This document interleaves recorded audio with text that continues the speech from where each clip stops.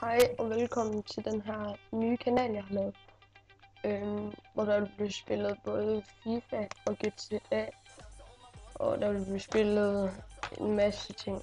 Der vil blive lavet pack-åbning, der vil blive lavet giveaways, og jeg kan sige så meget, jeg laver en giveaway med 20 subscribers, og det kan contain nogle coins eller en spiller, og jeg kan se, at jeg har 904.000.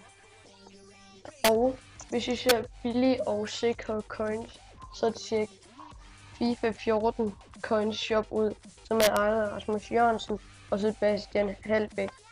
Det er 100% trusted og vildt billigt og rigtig god service.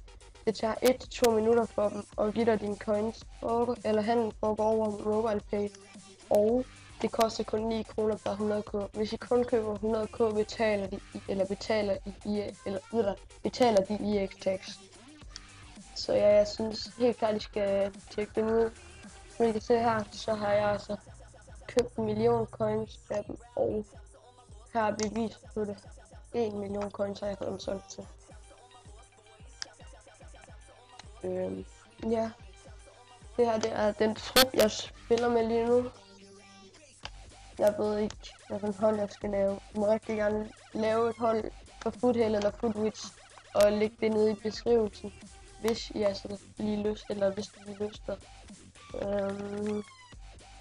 Er der sådan noget med at sige? Nej, det er der vist ikke. Jo, jeg laver en Road to Division 1, hvor jeg starter i 6. division, fordi at jeg synes, der er for langt vej fra fra 10. division, og det blev for langt serie, det blev kedeligt at se på.